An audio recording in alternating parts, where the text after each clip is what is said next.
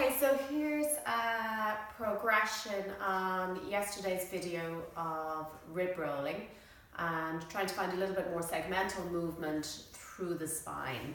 So we're going to start lying down and we're just going to observe turning the head right and left.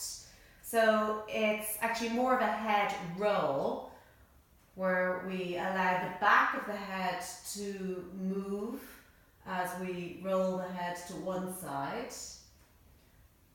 and then to the other side, noticing if we have an easier side to roll to, opposed to what I call a head turn, is where when we turn the head, the nose actually moves down towards the shoulder.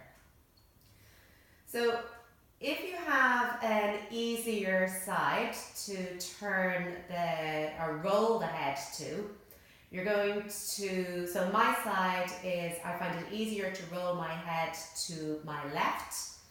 So I'm going to roll onto my right side and just come into a kind of a 90-90 position where the knees and hips are at a 90-degree angle.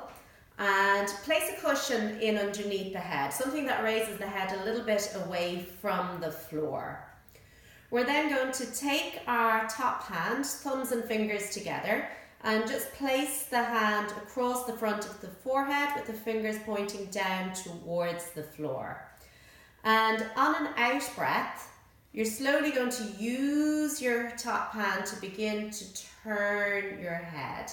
And just turning it a little bit in the beginning and just noticing, does this movement of turning the head begin to filter down through the spine a little?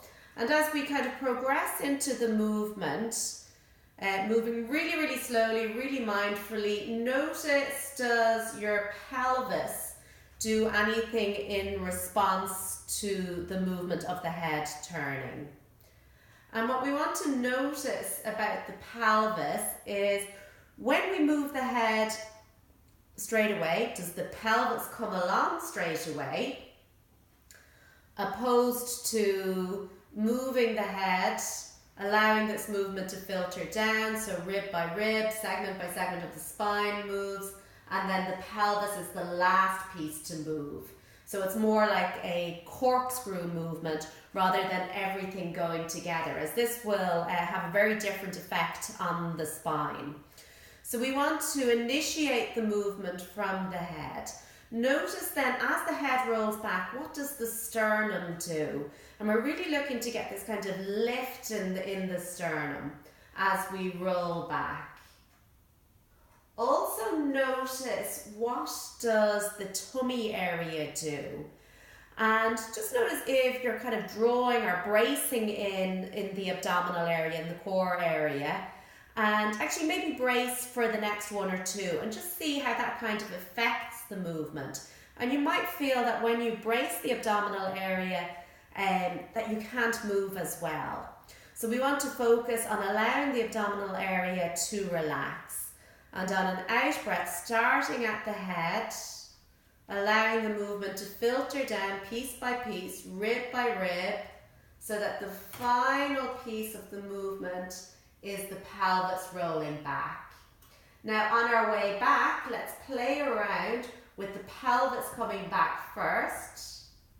And you'll notice that this also requires this extension or this lift through the sternum, and the head being the last piece that comes back. So starting with the head,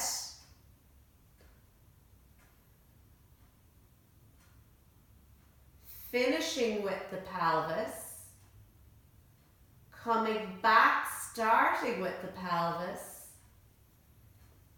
and finishing with the head. We can also then play around with initiating from the head. Make this as easy as you possibly can, finishing with the pelvis, and then coming back, starting with the head, and finishing with the pelvis. So there's lots of different movement options here that we can play around with. Notice then what is your kind of known pattern in this?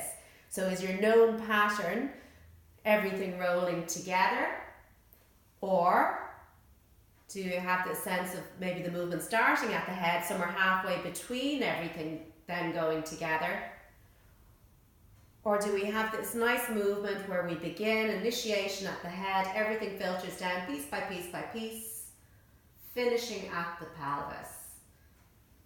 So have a little play around with that, see what your known patterns are.